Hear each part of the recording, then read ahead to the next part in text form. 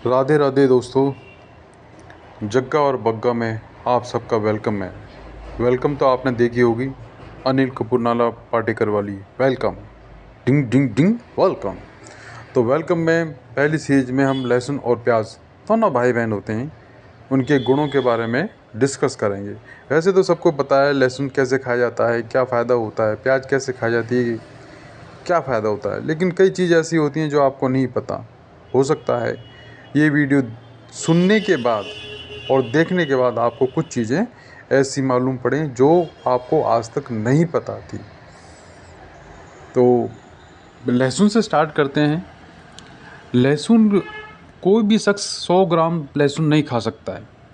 अगर खा भी लिया तो पचा नहीं सकता, क्योंकि उसमें इतनी ज़्यादा एसिडिटी पेट में हो जाएगी कि जलन हो जाएगी। 100 ग्राम प्याज खा सकता है, लेकिन 100 ग्राम लहसुन वो नहीं खा सकता है। ज़्यादा से ज़्यादा वो 10 ग्राम, 15 ग्राम, 20 ग्राम तक ही खा पाएगा, इससे ज़्यादा नहीं खा पाएगा। और पूरा लहसुन कच्चा खाने से पेट में जलन हो जाएगी, लूज मोशन भी लग सकते हैं। इसमें जो मौजूद कार्बोहाइड्रेट होता है, प्रोटीन, फैट आदि की मात्रा ज़्यादा अहमियत नहीं देती है। इसमें एलिसिन नाम का एक सब्सटेंस होता है और कुछ विटामिन्स भी होती हैं, लेकिन मेन जो होता है एलिसिन होता है, जो आपकी बॉडी के लिए, आपके ब्लड के लिए, आपके हार्ट के लिए बहुत फ़ायदेमंद होता है। लेकिन ये नहीं कि आपने लहसुन खाया और एलिसिन आपको मिल गया।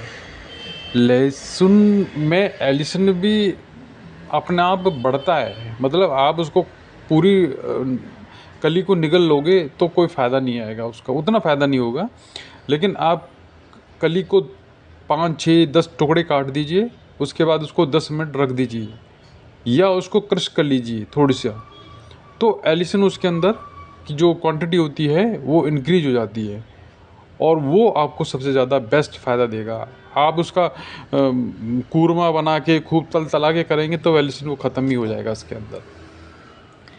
तो लहसुन के जो फ़ायदे होते हैं, ये बीपी को काबू करने में मदद करता है। गुड कोलेस्ट्रॉल होता है, एचडीएल को बढ़ाता है। ख़राब कोलेस्ट्रॉल एलडीएल को कम करता है। ये खून को पतला करने में मददगार है। इससे हार्ट अटैक का रिस्क कम हो जाता है। एलिसिन में anti bacterial, anti viral, anti fungal properties होती हैं। सर्दी जुकाम को कम करने में मददगार होता है। ये डाइजेशन को सुधारता है, भूख को भी लगाता है, डाइजेस्टिव जूस को निकालने में मदद करता है। ये कब्ज, गैस, एसिडिटी जैसी परेशानियों को भी कम करने में मददगार है। लहसुन इंसुलिन होता है कि सेंसिटिविटी को भी बढ़ाकर शुगर को काबू करने का भी काम करता है। इसमें एंटीऑक्सीडेंट गुण होते हैं, इससे चेहरे पे झुर्रियाँ भी कम होती हैं। ये लीवर को साफ करके शरीर को डिटॉक्स करने में काम करता है। कैंसर की कोशिकाओं से लड़ने की भी ये क्षमता रखता है अपने अंदर। अब इसमें 2 चीज़ और हैं कि कितना खाएं।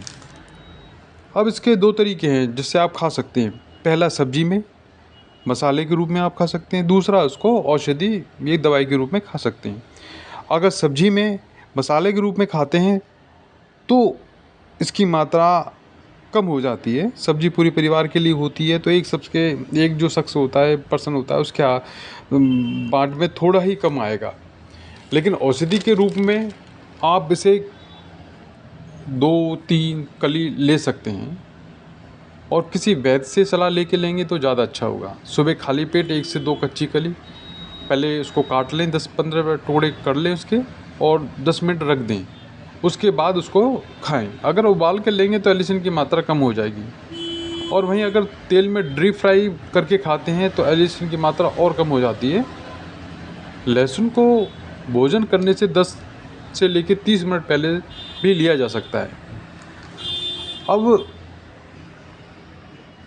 आता है कि कैसे ज़्यादा इसका फ़ायदा हो। तो कच्चा बारीक कटा हुआ लहसुन सबसे ज़्यादा फ़ायदेमंद होता है। अगर कोई लहसुन की कली को साबुत निकल लेता है तो उसका फ़ायदा बिल्कुल नहीं मिलेगा। इसलिए सही तरीका यह है कि लहसुन की 1-2 कली को बारीक काट काट के 10 मिनट के लिए छोड़ दें, ताकि लहसुन में मौजूद एलिसिन एक्टिव हो जाए। लहसुन में जो एलिन नाम का सब्सटेंस होता है, कंपाउंड होता है, वो एक तरह का एंजाइम होता है। जब हम लहसुन को काटने या क्रश करते हैं तो ये दोनों आपस में मिल जाते हैं। इसमें एक नया कंपाउंड बनता है जिसे हम एलिसिन कहते हैं। और इस बारे में मैं पहले भी बता चुका हूँ। तो एलिसिन बनने में 10 मिनट का वक्त लगता है।